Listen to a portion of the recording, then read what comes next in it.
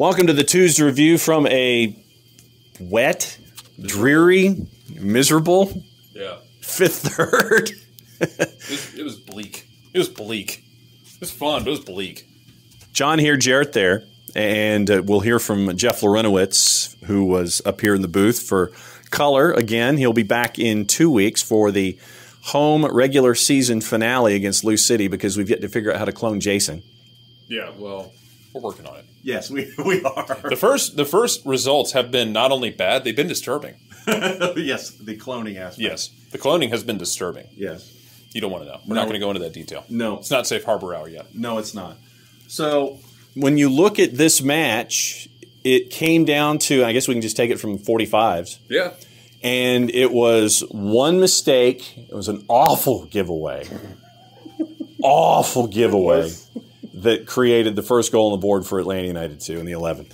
Yeah, it was but you know what? It's one that we talked to Jackson Conway. He was proud of in the sense that he talked about, he said, strikers are more than scoring goals. He said, we're doing work. And Jack Collison, manager of Atlanta United 2, talked about it as well, that there's a lot of pride in when all of that work pays off. And it's not just the back line playing defense, it's the pressing up top. Charleston makes a mistake. They play a piss-poor pass. Mm-hmm. Jackson Conway steps to it, and I asked him about, that development of the game seems to be, to me, the game is slowed down for him to the extent where he gets the ball in that moment, he doesn't freak out, he doesn't lash at it.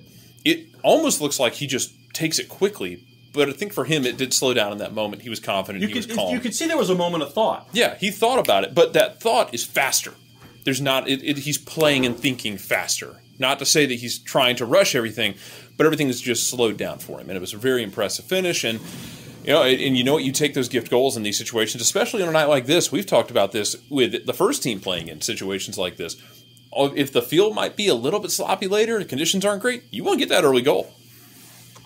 1-0 heading into the intermission, and then it was Robbie Crawford getting the equalizer for Charleston, as early in the second half you could tell that Charleston wanted to grab the game by the scruff of the neck a little bit and assert their control. And it's always like that first 10, the first 10 of the second half, the last 10, 15, and 15, however you want to phrase it, turned out to be 15 minutes in, and Charleston got the equalizer. It did. It's a tough one. We talked to Bradley Camden-Feo, and I think he wears it a little heavy, and it's tough on him because it's a deflected shot. It goes off of Camden-Feo, I believe, and then goes into the corner out of Rocco's reach, who, again, had a really good game in goal. Rocco just continues to do Rocco things. Not much he could do with that one. But, yeah, Charleston came out and wanted to grab the game by the scruff of the neck, as you said. And then Atlanta decided they wanted to grab the game by the scruff of the neck, too, and they kind of locked horns a bit for the last 30 minutes of the game, and it turned into a drag race. You had the game was stretched. I mean, with all the substitutions, it was like watching someone skin a deer. And you had, it was action on both ends, and there was a lot of empty space in the middle third, where it was back and forth and back and forth and back and forth, and then there was the late chance from Chabel Perez that hit the crossbar. The crossbar is still ringing right now. There's probably still water vibrating off of it.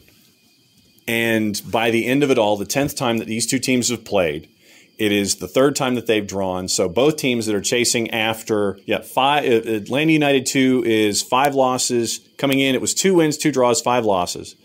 And so it's the third draw in the 10 matches that these two teams have played. Each team leaves here with a point. Each team is going to be playing 3 matches in a week. And it's going to be interesting because Charleston now goes home, then goes to Boca to take on not a Miami FC, but the Miami FC. Then after that, it's a home match with Red Bulls 2. Then they go to Pittsburgh. That's 4 and 11 days for them. Those are not easy games either. Those are not easy games, man. And then for Atlanta United 2, it's 3 matches in a week against rivals. Charleston, Tampa, Birmingham. And those aren't easy either. Nobody here is getting a walk. And not to say that anything's really easy in MLS. I don't mean to imply that, but man, it's going to be a challenge for everybody. You include that with the first team action that we're seeing, and it was limited minutes tonight for Bryce Washington. He played 45. Josh Bauer came in, played the second half.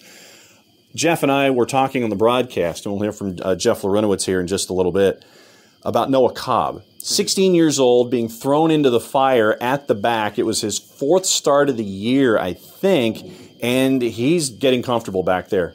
And we've talked to – I've lost track of how many times I have talked to Robbie Mertz about these kids. And talked to Bradley Camden-Feo. We haven't talked to him as much about this, but he described it tonight. He said they might be kids in age. He said they played like men. And talking about Noah Kopp, talking about A.J. Fortune, talking about Brandon Lamb back there. He said these kids are playing like men. They play beyond their age. And yeah, Brandon Lamb, Noah Kopp, Brandon Lamb did as well, but Noah Kopp played like a man tonight. And he came out there and made plays. He was in the stadium. He was the player of the game, man of the match, whatever you want to call it. He had a fantastic performance, Matt. Partnered up with a Bryce Washington who, for my money, is getting more and more confident every game on the ball, still maintaining that strength and that speed and that aggression, but looks better on the ball. Looks more confident in that he knows where he's going with the ball to play quickly. So that's our thoughts on the match. So next up, I guess that means that now we'll just toss it to Jeff Larentowicz and get his 2 minutes on the match. All right, Jeff, first and foremost, glad to see you back here in the S Suite. What did you think about tonight's match?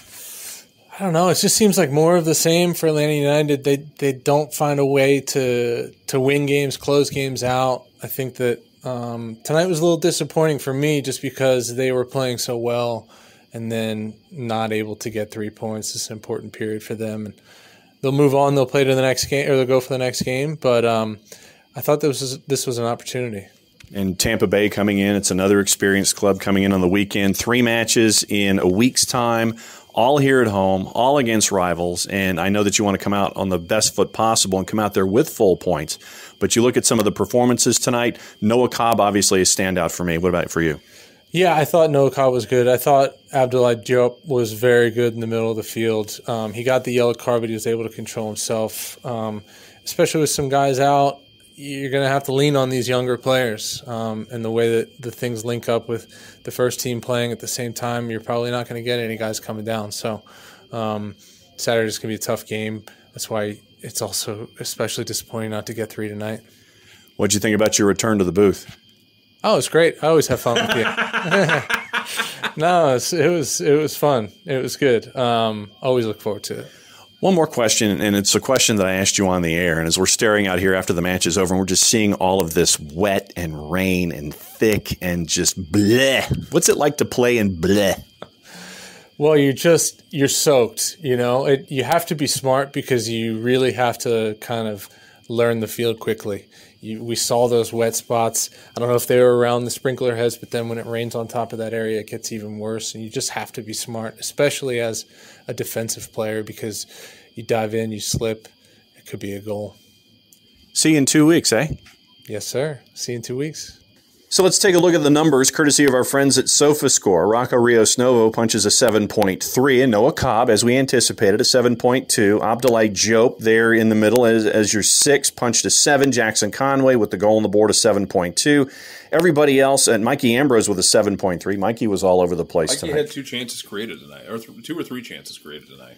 Look in the 6s, Bryce Washington with a yellow card in his first half. He, Aiden McFadden, Robbie Mertz, Mackie Jope, all with 6.7s. Bradley Camden-Feo with 6.8, and Brendan Lamb with a 6.3. Abdoulaye Diop just continues to pump out really impressive performances. I really liked what he did. And it's a very smooth, especially Chris Allen not being in this team right now. Not sure if that's injury related or if they're just rotating guys, but Abdoulaye Diop being able to step in and give you those performances is just huge. Looking at the numbers for the 5 subs on the night, Josh Bauer came in for the second 45, gave you a 7. Also, Darwin Mateus came in, gave you a 7 after he subbed in for... Had 3 chances created in 25 minutes. 6.5s on the board for Connor Stanley, Philip Goodrum. Goodrum came in 5 minutes for Mackie Jope, and then a Johnny Fortune came in, punched a 6.6 for Brendan Lamb. And so as we're discussing in this one, looking at your stats before we go, 58% possession for Atlanta United 2, 17 total shots for Charleston, 5 on target, 12 for Atlanta United 2, 2 on target, block shots 3-1 for the Battery, 15 fouls on Atlanta United 2, only 8 called on Charleston, a couple of yellow cards as well for Atlanta United 2. 2 big chances, 4 saves for Rocco Rios Novo. One, we mentioned the Perez chance that hit the woodwork. 529 out of 604 on your passes at 88%. Charleston only 81% on their passes, but they were over 50% on long balls at 31 of 60. 29 of 56 for Atlanta United 2 at 52%. 10 of 15 on the dribbles for Atlanta United 2. 41 of 81 duels won, so they just cleared 50% there. And that, to me, is big because at halftime, they were getting out-duelled. Mm-hmm. And Atlanta United 2, even though Charleston tried to grab that game by the scruff of their neck, Atlanta United 2 really stepped up the physicality, but did it in a smart way. They committed fouls. They got some yellow cards. Bryce Washington tried to take someone's leg off of the midfield. I forget who that was. But they really fought back in this game smartly. 17 clearances for Atlanta United 2 on defense as well. And with that, what that does is in the Atlantic, that puts Charleston 5 points behind Charlotte and still have a match in hand. Hartford has played 23 matches. They are at 30 points. So Charleston's still 5 points out of the playoff picture. For Atlanta United 2, same number of matches played against OKC, 7, 8, and 9 for Atlanta United 2. They are +1 in goal difference to -3 for OKC at 30 points. Indy 11 -6 in goal difference and only 23 matches played. So 24 matches for Atlanta United 2, +1 in goal difference, 29 points. Indy 11, 23 matches played, 8 wins, 5 and 10 losses, -6 in goal difference. Keep an eye on Memphis 901, 21 matches played, so 2 in hand on Indy, 3 in hand on Atlanta and OKC, 25 points for Ben Pierman's bunch. So this race from 4 to 7 separated by 5 points heading into the weekend. It's going to be really tough, and it's going to be tough for Atlanta United too, because this is one where Jack Collison talked about this game tonight. He really enjoyed this game as a coach, looking at it tactically. But, it's one of those that, it stinks that you don't take 3 points out of this because you could really use them. I mean, you got some really tough games coming up in your immediate future if you're Atlanta United too, and you're going to have to take some points on the road to kind of stay in this. So it would be really interested to see, how he addresses this roster-wise. Who's going to travel? Who's going to take on these tough games you've got coming up, both home and away? It's going to be a tough ask, but this team has, no matter how this ends, I hope people will take away that be proud of what this team has done this year. They're fought, and they fought with a lot of teenagers out there. At times picking up broken bricks off the ground if they got to go. They're coming to a street fight, not necessarily prepared, just picking up what they got on the ground. And they'll do it again on the weekend. Tampa Bay Rowdies coming to town 7:30 Saturday night here at The Fraction. He's Jarrett. I'm John. That's your 2's review. Send us home. Mucha plata, y'all.